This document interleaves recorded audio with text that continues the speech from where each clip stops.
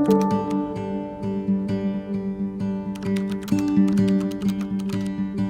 thought I would take you along in today and try to do my best to create the kind of homeschooling that I hope for. There are going to be some hard moments. I am potty training 2 children right now, so realistic, but also not drudgery.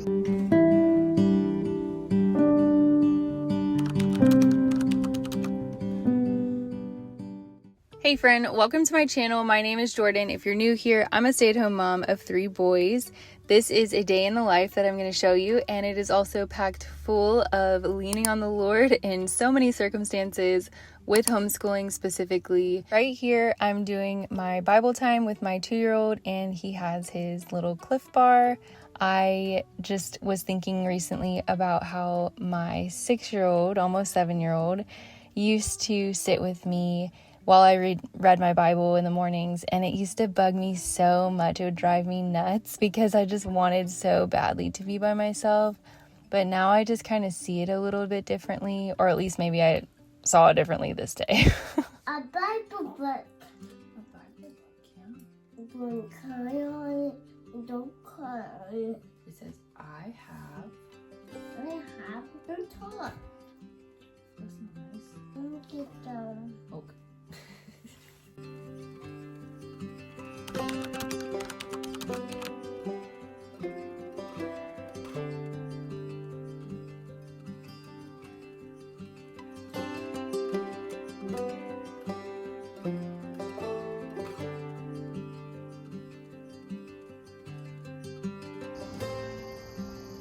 Good morning.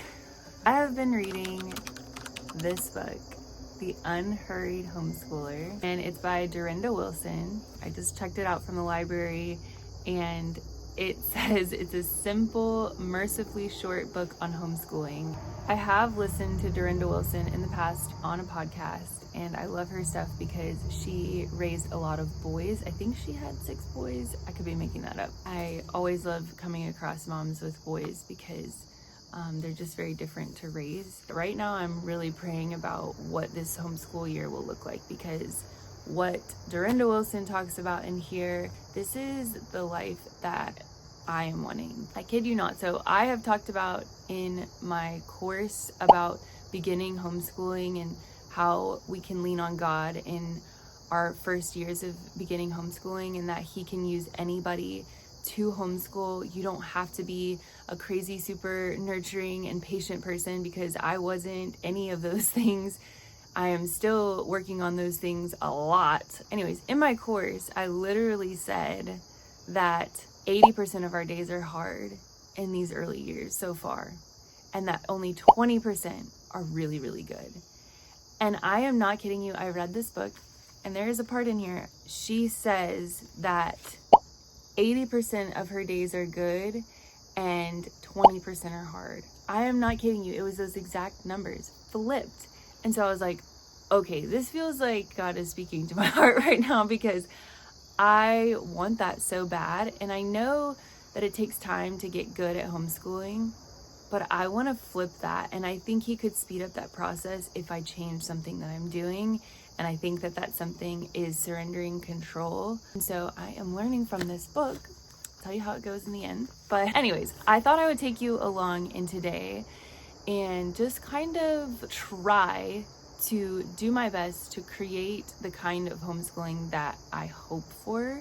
Obviously, it's going to need to be realistic, because we're not just going to be frolicking around the house all the time and enjoying every single moment. There are going to be some hard moments. I am potty training 2 children right now, so there's going to be some hard moments in there. Realistic, but also not drudgery. I believe that God has called us to abundant life, and so if abundant life is out here in the day ready to be received, I want to be the one to receive it. And hopefully He will give us both the grace to receive this abundant life that He has for us.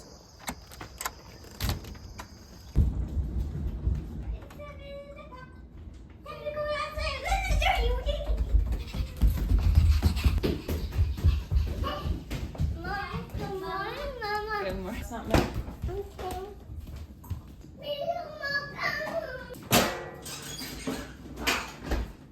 Peel so cool. This might be. Durenda Wilson says in her book, the early years are foundational for character building. Instead of spending them fighting our kids about doing their book work, our time would be better spent teaching our children character as they help around the house, serve others, read together, work alongside of each other, and having good conversations, and learn good manners and how to treat others. And I have a good example of how I was able to see this in plain view, because this is very difficult for somebody who loves to have a curriculum to follow, and I love structure very much. But I have recently felt the Lord ask me to take a break from homeschooling, because we didn't really take much of a break in the summer. And so the last couple of weeks or so, we have let go of the Good and the Beautiful curriculum. We have not picked it up really at all. I did try to pick it up today, but that's what I'm going to tell you is that it was horrendous. Like trying to pick that up and talk to him about it and read just a paragraph was like pulling teeth. And then I had this conversation in the parking lot when my kids were freaking out and I was getting frustrated, and I started saying scripture to myself out loud in the parking lot of the superintendent office, because I actually needed to go in and talk to the superintendent office because I needed to try to figure out if they had gotten my notice of intent. So anyways, I'm saying scripture out loud, and my son asks me, he's like, "Mommy, are you anchoring yourself?" And this is something that I taught him, is that when we get angry, we need to anchor ourselves to Jesus and to his word, and remembering that we can't allow the storms around us, like, the chaos of life around us, to dictate how we feel. Anyways, that was one of those moments that you just get really excited because you're like, oh yes, like they are hearing something that I'm saying. I am teaching them good things. It's hard because you don't really see the fruit of what you do very often. But when you do see it, it's like, yes, thank you, Lord. This is worth it. No, what's your name? Mine is What's your name? Potato Head. Potato Head. What is your name? Potato Head. Say Joshua. How old are you? I'm 4. 2. 2. And 2. 2. You toot? Are you feeling happy? Yeah. Yeah. I'm happy. You're happy? Now we're gonna dive in. Okay, we need to be quiet, right? We listen with our ears. Watch with our word. Jacob had 12 sons. Sit on the potty, please. Eli, please stop distracting him. Potty, please. This way.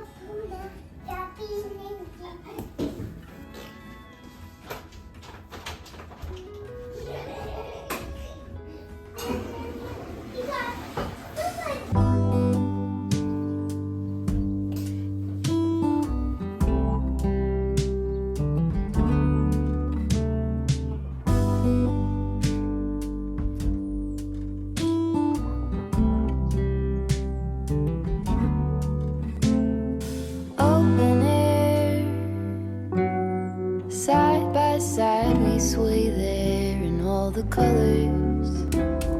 Summer love,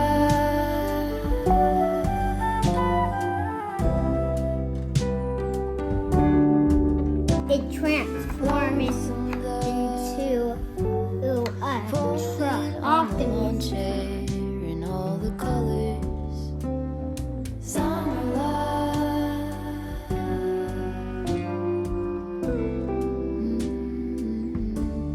Remember when we This is Optimus. All right, listen. Psalm 18:30. Psalm 18:30. I think because of the story that I told you earlier about my son noticing when I was anchoring myself to scripture and saying it when I was starting to get really frustrated, I realized in that moment that what I am doing actually is working and what I'm saying is actually sinking in. And so later that day, when I was kind of having a moment where I just felt like the enemy was attacking my mind, he kind of was asking me, what's wrong, Mommy? And I told him, Mommy's thoughts, I just have too many thoughts. It's just a lot, and I'm trying to fight it with scripture.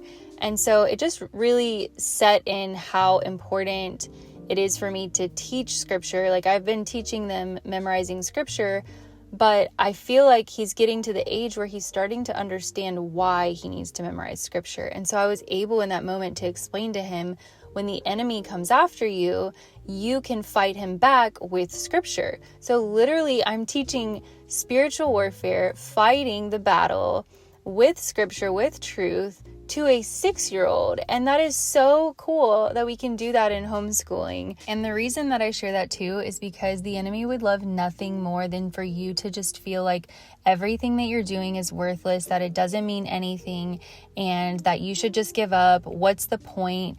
All of these negative thoughts. He knows how big of a role it is to be a homeschooling mother, to be the disciple of your child day in and day out. You are the last person the enemy would want teaching your child. And this is just a personal opinion, but I also think that you are the first person that God wants to teach your child. I understand that there is so much grace for parents who do not choose to homeschool. Obviously, I was not homeschooled. I was in public school. I turned out okay. God's grace is sufficient. I love Jesus and I'm discipling my children, and his grace is sufficient. It is. No matter what decision you make, right? Every family is different too. I also believe that parents are gifted with the unique ability to be able to discern things for their children better than anyone else on the planet. The only person who could know more about your child is God. And so who better to teach your child than you? And the beautiful thing about homeschooling is that it is so refining, and that is the hardest part about it, but it also is the best part about it, because in the process of you teaching your child is that you are also being refined in the process, and your family is growing closer together and closer to God if he is at the center of it. I know that maybe not everybody would agree with that, but that's just my 2 cents. Again, it's an opinion.